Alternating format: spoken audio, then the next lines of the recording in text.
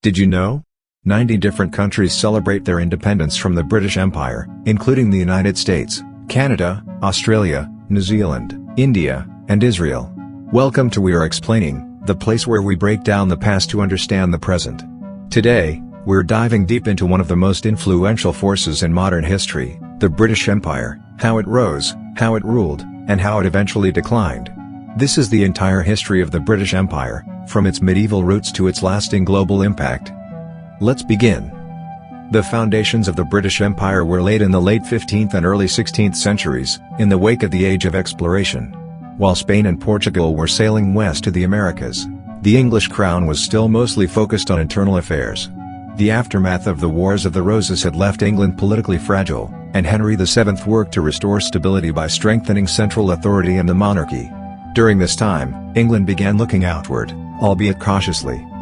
It was Henry VIII, and later his daughter Elizabeth I, who truly began to turn England into a seafaring and outward-looking nation.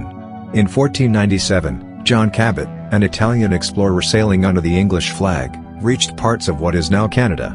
Although his voyage didn't immediately result in colonization, it became a symbolic moment, England's first known foray across the Atlantic, and it sowed the seeds for future exploration and conquest.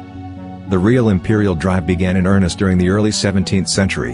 In 1607, England established its first permanent colony in the Americas, Jamestown, Virginia.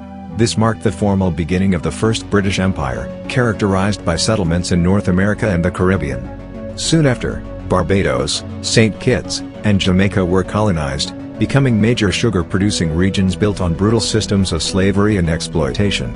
African people were kidnapped, transported across the Atlantic, and enslaved to work on plantations.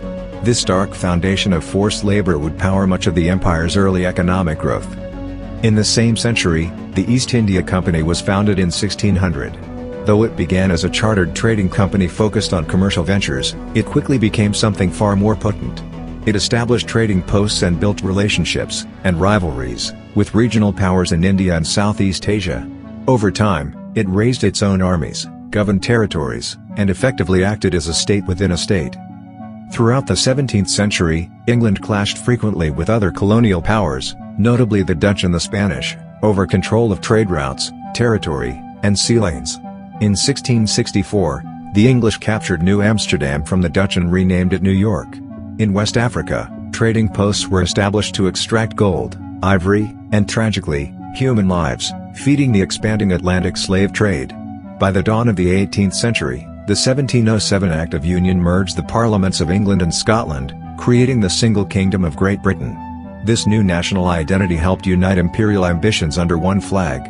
Britain became increasingly embroiled in European conflicts, most notably with France. The 7 Years' War, 1756 to 1763, proved decisive. Britain defeated France and gained control of Canada, India, and several Caribbean islands, cementing its status as the world's dominant colonial power. However, this power came under threat during the American Revolution, 1775 to 1783. Britain's 13 colonies in North America declared independence, resulting in the creation of the United States of America. Though this was a massive territorial loss, it didn't diminish Britain's broader imperial vision. Instead, it marked a strategic shift, a turn towards Africa, Asia, and the Pacific. This ushered in what is often called the Second British Empire. The British refined their imperial machinery. They expanded further into India, Southeast Asia, and Africa. After the Indian Rebellion of 1857, the British Crown assumed direct control of India, marking the start of the British Raj in 1858. The Raj would endure until 1947, shaping Indian society, economy, and politics in profound ways. The 19th century is widely considered the golden age of British imperialism. Britain controlled nearly a quarter of the world's land and population. It held colonies across Africa, Asia, the Middle East, the Caribbean, and Oceania. The British Navy ruled the seas, and the empire became a tool not just of conquest but of culture, commerce, and ideology. Did you know? The British invented the Middle East at that time, before people doesn't call this place in a one name. But the British doesn't want nothing to do with the people of this region. Because the British called China and India the Far East, the region closer to Europe in the east they called the Middle East. But people in earlier times called each area of this region by his historical name Mesopotamia, including Iraq and bordering Turkey. Iran and Syria of today. Persia, where is Iran today? Levant, where is Israel, Palestine, Syria, Jordan and Lebanon today? And so on. Settler colonies flourished during this period. Canada, Australia, and New Zealand were populated by British migrants and given increasing degrees of self-rule. South Africa became another major settler colony, although British control here would bring Britain into direct conflict with the Boers, descendants of Dutch settlers. The resulting Boer Wars, 1880 to 1881 and 1899 to 1902, would be bloody and controversial, highlighting the costs of empire. Meanwhile, Britain's moral position was changing. After centuries of profiting from slavery, the Slave Trade Act of 1807 outlawed the transatlantic slave trade, and the Slavery Abolition Act of 1833 aimed to free enslaved people across the empire. Although abolition was a moral victory, it did not erase the economic or cultural damage inflicted by centuries of enslavement. The Industrial Revolution, born in Britain in the late 18th century and continuing through the 19th, gave the empire a technological and economic advantage. Railways, steamships, telegraphs, and improved weaponry all allowed Britain to dominate far-flung territories and rapidly extract their resources. The empire became a tightly connected web, with London as its brain and ports across the globe serving as its arteries. The Victorian era, 1837 to 1901, under Queen Victoria, marked the peak of British imperial pride and arrogance. India was seen not just as a colony but as an integral part of the empire's identity. Queen Victoria was even declared Empress of India in 1876.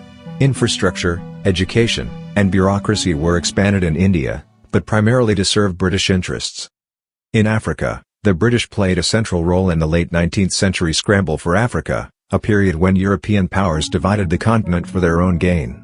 Britain took Egypt, Sudan, Kenya, Uganda, South Africa, Zimbabwe, then southern Rhodesia, Nigeria, and more. Colonization often came at the cost of native governance, culture, and autonomy. The cracks began to show in the early 20th century. World War I, 1914 to 1918, drained Britain of manpower and money.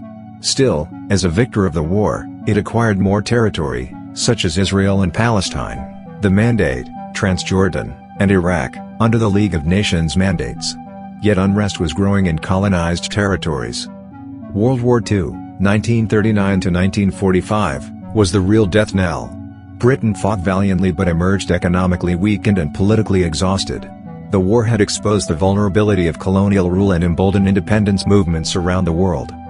In 1947, India and Pakistan gained independence. This was followed by a wave of decolonization in Africa, the Caribbean, and Southeast Asia. By the 1980s, most former colonies were independent nations. Hong Kong, the last major British colony, was handed back to China in 1997. Today, the remnants of the empire exist in the form of British Overseas Territories and the Commonwealth of Nations, a voluntary organization of former colonies that maintain cultural and political ties with Britain. The Queen, and now King Charles III, remains head of state in some Commonwealth realms, like Canada, Australia, and New Zealand. The legacy of the British Empire is deeply complex and often controversial. It brought modern institutions, infrastructure, and language to many regions. But it also inflicted deep harm, slavery, racial hierarchies, cultural destruction, and exploitation that still shape global inequalities today. Did you know? One of the many reasons of the football game today is so popular is because it's invented in Britain in the 19th century and British people go into colonies and establish their league and a football national federation. And the English language, you can think about it yourself. In short, the history of the British Empire is not just a tale of military victories and naval power. It's also a story of exploitation, resistance, migration, economic transformation, and cultural change. Understanding the full scope of the British Empire helps us understand not only Britain's past, but also the modern world it helped shape, for better and for worse.